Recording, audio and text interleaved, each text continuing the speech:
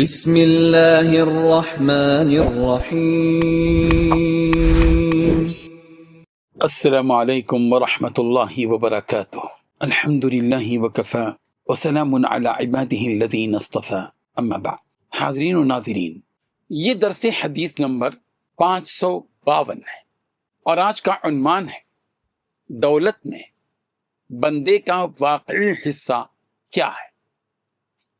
روایت سماعت فرمائیے، ترجمے کے بعد تشریح کی جائے گی۔ بسم اللہ الرحمن الرحیم۔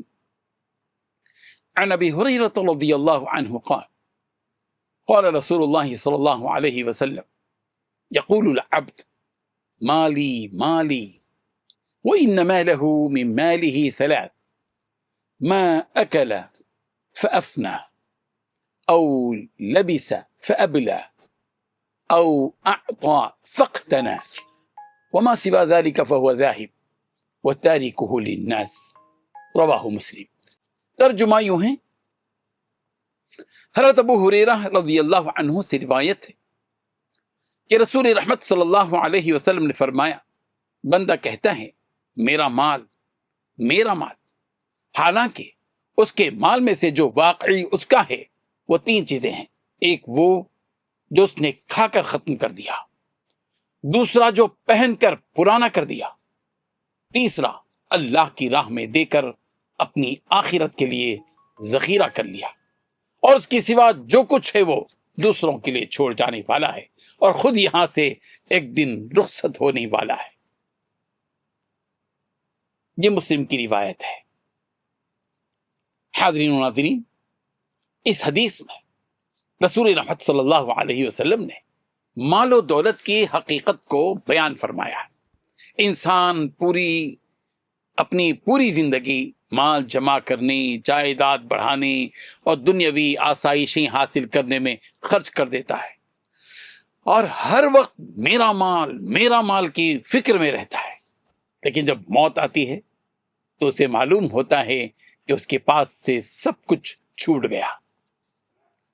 نبی رحمت صلی اللہ علیہ وسلم نے واضح فرما دیا کہ انسان کے مال کا حقیقی حصہ صرف وہی ہے جس سے اس نے جائز طریقے سے خود فائدہ اٹھا لیا یا اللہ تعالیٰ کی رضا کے لیے خرچ کر دیا۔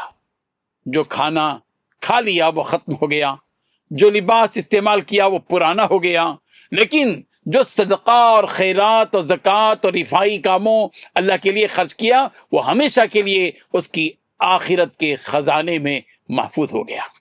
حدیث کا آخری حصہ انسان کو جھنجھوڑنے کے لیے کافی ہے کہ جو دولت صرف جمع کی جاتی ہے اور اللہ کی راہ میں خرچ نہیں کی جاتی وہ آخر کار وارثوں اور دوسروں کے حصے میں آ جاتی ہے۔ انسان خود خالی ہاتھ دنیا سے رخصت ہو جاتا ہے، اس کے اعمال ہی اس کے ساتھ جاتے ہیں۔ ایک مومن اپنے مال کو اللہ تعالیٰ کی امانت سمجھتا ہے اور اس میں غریبوں، مسکینوں، یتیموں اور ضرورت مندوں کا حق ادا کرنے کی کوشش کرتا ہے۔ یہی خرچ کیا ہوا مال در حقیقت اس کی دائمی دولت بن جاتا ہے، اور لہذا مال کو مقصد زندگی بنانے کے بجائے اسے اللہ تعالیٰ کی امانت سمجھ کر نیک کاموں، غریبوں کی مدد، دینی خدمات اور دین اسلام کی حفاظت و اشاعت میں خرچ کرنا چاہیے۔ یہی وہ دولت ہے جو مرنے کے بعد بھی انسان کے لیے اجر و ثواب کا ذریعہ بنتی ہے، جبکہ دنیا کی باقی جمع پونجی یہیں رہ جاتی ہے۔